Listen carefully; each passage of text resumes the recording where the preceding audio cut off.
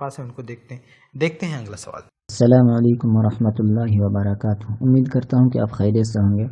شیخ، میرا سوال یہ ہے کہ میں ایک طالب علم ہوں اور نماز پڑھاتا ہوں، تو جب قرآن کی تلاوت کرتا ہوں تو قرآن کی تلاوت کرتے کرتے میں اٹک جاتا ہوں، بھول جاتا ہوں، حالانکہ مجھے وہ سورہ یاد ہوتا ہے۔ تو اب میں کیا کروں؟ قرآن و حدیث کی روشنی میں اگر اس کا کوئی جواب ہے تو بتائیے گا، اور آپ میرے لیے خاص دعا کیجیے گا تاکہ اللہ رب العالمین میری یہ پریشانی کو دور کر دے۔ جزاک اللہ خیرا واحسن الجزاء۔ یہ ایک طالب علم ہیں، ان کا کہنا یہ ہے کہ میں قرآن کی سورہ یاد کر رکھا ہوں، مجھے قرآن کی سورہ یاد ہوتی ہے، لیکن جب اسے میں پڑھاتا ہوں تو بھول جاتا ہوں، تو یہ کیا ماجرا ہے؟ بھائی صاحب نے کہا ہے کہ قرآن و حدیث کی روشنی میں بتائیں کہ اس کا کیا حل ہے۔ تو دیکھیے، ایک چیز ہوتا ہے یاد کرنا، اور دوسری چیز ہے اس کو اکیلے پڑھنا، اور تیسری چیز ہے اس کو 4 آدمی کے بیچ میں پڑھنا۔ سب میں فرق ہوتا ہے میرے بھائی۔ بہت سارے لوگوں کو قرآن اچھی طرح سے یاد ہے، وہ اکیلے پڑھیں گے، اچھی طرح سے پڑھ لیں گے، لیکن مصلی پہ ان کو کھڑا کر دیا جائے تو وہ بھول سکتے ہیں۔ تو دونوں میں فرق ہے، اس فرق کو آپ اچھی طرح سے سمجھیں۔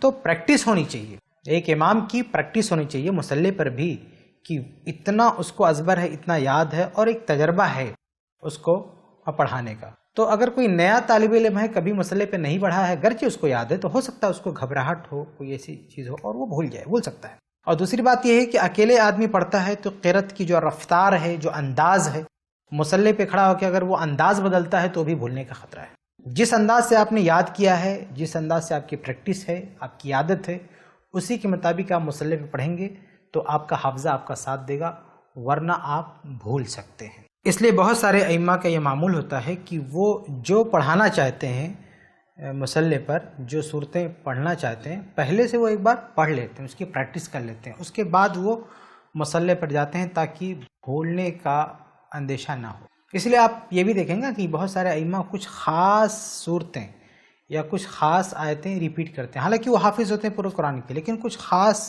صورتیں ہوتی ہیں، کچھ خاص آیتیں ہوتی ہیں، انہی کو مصلی پہ بار بار ریپیٹ کرتے ہیں، کیونکہ پریکٹس ان کی انہی کے ساتھ ہوتی ہے۔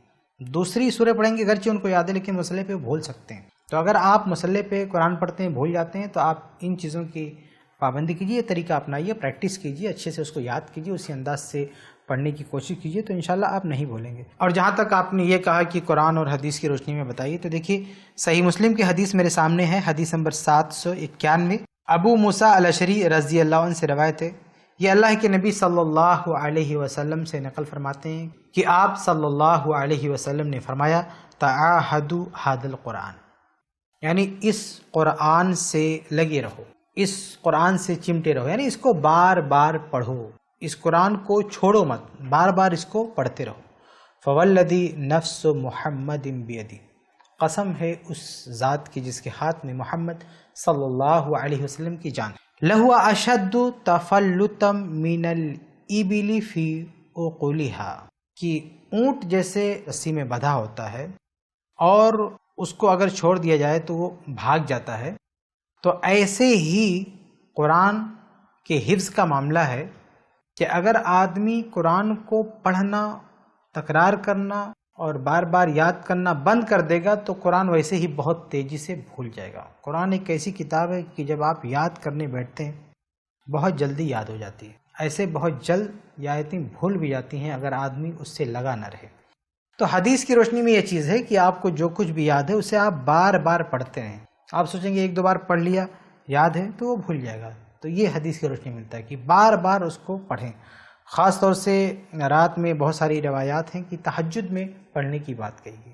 اگر کوئی عالم ہے، امام ہے، تو اس کے لیے بہتر ہے کہ تہجد میں پڑھے، اور اگر وہ بآواز بلند پڑھ سکتا ہے تو پڑھے، تو 2 کام اس کا ہو جائے گا، ایک تو تہجد کا ثواب بھی ملے گا، دوسرا قرآن بھی اس کو یاد رہے گا، تیسرا یہ کہ بآواز بلند پڑھنے کی ایک پریکٹس بھی اس کو رہے گی، بعد میں وہ آ کے مصلی پہ پڑھے گا تب بھی کوئی مسئلہ نہیں ہوگا انشاءاللہ۔ تو حدیث کی روشنی میں یہ طریقہ آپ اپنا سکتے ہیں۔ اس کے علاوہ اگر اور آگے بڑھ کر بات کہی جائے تو آدمی اگر تقوی اختیار کرے، جتنا زیادہ اپنے آپ کو نیک بنائے گا اتنا زیادہ اللہ تعالیٰ کی رحمت اسے حاصل ہوگی، اور وہ اللہ تعالیٰ سے دعا کرتے رہے، انشاءاللہ اللہ تعالیٰ یہ دعا قبول فرمائے گا اور اس کے حق میں بہتری فرمائے گا۔ آپ نے آخر میں یہ بھی گزارش کی ہے کہ آپ کے حق میں دعا کریں، تو آپ کی گزارش کے مطابق ہم دعا کرتے ہیں، اللہ تعالیٰ آپ کو آپ کی ہر مشکل آسان کرے اور آپ کے مال میں، آپ کے علم میں برکت عطا فرمائے۔ لیکن ساتھ میں یہ چیز بھی واضح کر دوں کہ آج کل ایک عام سا طریقہ بن چکا ہے کہ ہر آدمی کسی سے درخواست کرتا ہے آپ دعا کر دیں، دعا کر دیں، دعا کر دیں ہمارے لیے۔ دیکھیے یہ چیز ناجائز تو نہیں ہے، دعا کی درخواست کرنا یہ ناجائز تو نہیں ہے، حرام تو نہیں ہے، لیکن ابن تیمیہ رحمہ اللہ نے لکھا ہے کہ یہ چیز خودداری کے خلاف ہے۔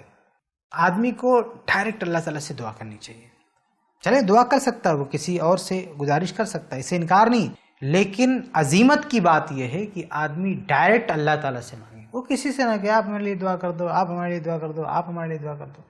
یہ لوگوں سے مطالبہ کرنے سے بہتر ہے ڈائریکٹ اللہ تعالیٰ سے مانگے۔ وہ بے نیاز رہے لوگوں کی دعاؤں کا بھی، اللہ تعالیٰ سے ڈائریکٹ وہ طلب کرے، ڈائریکٹ اللہ تعالیٰ سے دعا کرے، یہ زیادہ بہتر ہے بنسبت یہ کہ آدمی کسی اور لوگوں سے جو ہے بولتا پھرے۔ چلو کبھی کسی سے بول دیا ہو گیا، لیکن آج کل چلتے پھرتے اٹھتے بیٹھتے ہر آدمی دعاؤں میں یاد رکھیے ہمارے دعا کیجیے، ہماری دعا کیجیے، بلکہ آپ دیکھیں فیس بک وغیرہ پہ ہر جگہ آدمی دعا کی اپیل لے کر کھڑا ہوا ہے۔ تو ابن تیمیہ رحمہ اللہ کے بقول یہ مناسب نہیں ہے۔ بہتر بات یہ ہے کہ آدمی اللہ تعالیٰ سے زیادہ سے زیادہ اللہ تعالیٰ سے خود دعا کرے۔ چلو کبھی کبھار کسی سے کہہ دیا تو کوئی مسئلہ نہیں، اس کی بھی حدیثیں ہیں، اس سے انکار نہیں ہے، لیکن بہتر ہے کہ آدمی خود دعا کرے اور بہت زیادہ لوگوں سے دعا کی درخواست کرنے سے اجتناب کرے۔ امید ہے کہ یہ